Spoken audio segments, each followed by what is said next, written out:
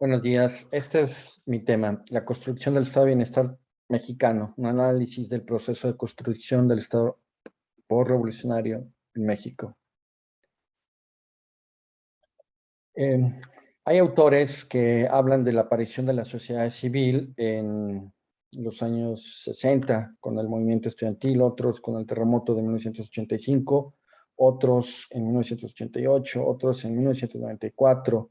Yo me abocaré a la aparición de la generación de los 60 como la generación dorada que nace entre los años 40 y los años 70 durante el llamado periodo del milagro mexicano. Hay un autor llamado Enrique Semo que señala en la obra La historia del capitalismo en México que hay tres momentos de aparición del capitalismo en donde probablemente surge una sociedad desarrollada, ¿no? En México. El primero sería en el siglo XVI, en el momento en que México entra al proceso como colonia del proceso de producción mundial. El segundo momento es en el siglo XIX, durante el régimen porfirista, y el tercer momento durante el siglo XX, precisamente en el régimen que yo estoy analizando, de 1940 a 1982. En donde hay un proceso de industrialización favorecido por el modelo de sustitución de importaciones.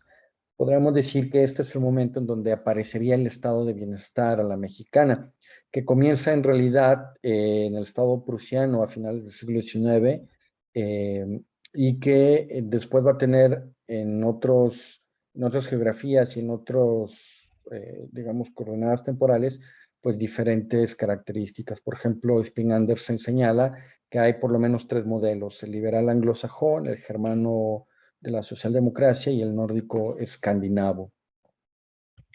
Hay que señalar también la aparición del New Deal en los años 30, posterior a la crisis que comienza en el 29, ¿no? Hay que señalar que Keynes pues está también, es un autor, un teórico economista que también ve la necesidad de que el Estado participe de, digamos, la regulación y la creación de elementos que permitan superar la crisis del sistema capitalista.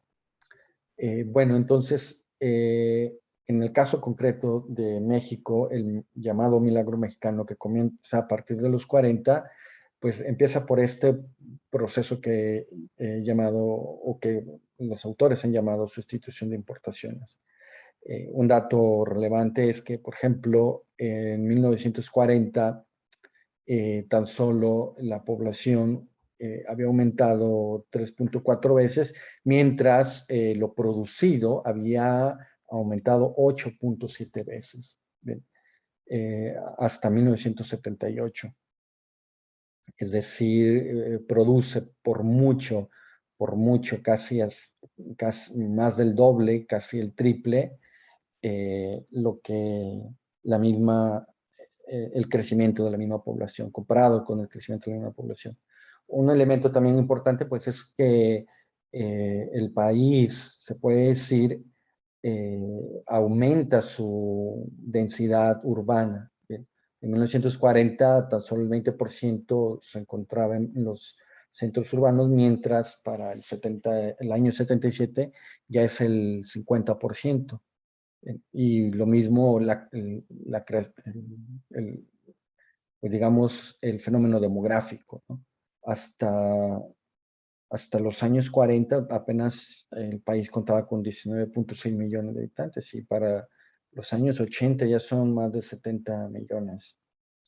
Y, por ejemplo, otro dato importante, la expectativa de vida en 1940 es de 41.5 años. Y para los años 80 estamos llegando a 66 años de edad. Además, pues se puede decir que es la etapa de industrialización y a través de la creación de la manufactura, ¿no? Por ejemplo, entre 1940 y 1977, este ámbito creció el 7.4% anual promedio. rebasando por mucho la producción nacional, que fue de 5.9%. Bueno, entonces podremos decir que es el momento donde surge la clase media en México, comparado, por ejemplo, con el porfiriato, en donde el 90% de la población estaba en los estratos bajos y la clase media apenas llegaba al 8%. Para 1960 ya se llega al 17%, es decir, ya se había duplicado la población considerada como clase media. Aquí podemos ver un cuadro de evolución del ingreso familiar y del incremento anual por diferentes deciles. Y bueno, los deciles que corresponderían a la clase media, que aquí pongo en verde, podemos ver cómo en el periodo del 50 al 69 tienen una coincidencia que los mantiene en el, digamos, en un porcentaje, pues, o en un promedio, ¿no? Que mantiene como cierta regularidad. En este caso sería del 3.5%, ¿no? Y bueno, también hay que señalar el ingreso familiar. Podemos ver como de 1950 a 1969 hay un incremento. En el 1950 tenemos, digamos, un total de 975 y en 1969 de 1834. Bueno, las conclusiones sería pues que rescato aquí, por ejemplo, a este autor, a Barba, y lo cito. Dice: nada indica que en los cimientos del régimen de bienestar mexicano estuvieran presentes ni la intención de desarrollar una plataforma para la ciudadanía social a través de la actualización de derechos sociales universales, ni la intención de respetar la legitimidad democrática. El legado del periodo fue la vocación interventora del Estado en la economía y la sociedad respaldada a través de la corporativización vertical de las organizaciones obreras y campesinas, así como de una política social de corte clientelar. Otro autor señala lo siguiente, que sí hubo, a partir de la Constitución de Querétaro de 1917, dice, sí tenemos definitivamente un Estado social mexicano, pero no un estado de bienestar como tal. Y bueno, más bien él señala, y aquí tomo algunos elementos, él señala que el Estado social trata de, si acaso, tratar de paliar las deficiencias del mercado, pero es todo, ¿ven? Y es más bien, son medidas de previsión social. En cambio, el estado de bienestar, pues sí trata de modificar el orden de la vida económica, tratando de que coincida con los principios de justicia y de dignidad humana.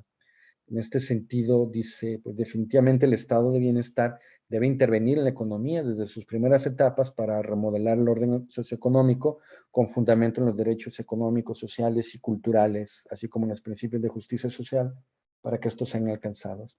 Entonces, pues las conclusiones tentativas sería que si se acepta que no ha habido estado de bienestar en México y ha habido más bien un estado social, entonces habría que reconocer la tarea urgente de comenzar un proceso de construcción de estado de bienestar auténtico. Y bien, si se acepta, o bien lo opuesto sería que si se acepta la hipótesis de que sí hubo estado de bienestar, habría que ver si con ello verdaderamente hubo esta emergencia de esta clase media y de esta sociedad civil que defiende sus derechos universales y una vida digna, y bueno, con ello poder trascender la enajenación y explotación sobre el mundo de la vida, desde el reconocimiento de los logros de este periodo histórico y el reconocimiento de aquellos elementos que aún no se han logrado y que quedan pendientes. Bien, pues estas son algunas de las referencias bibliográficas que he utilizado para esta presentación. Bueno, pues les agradezco a todos su atención.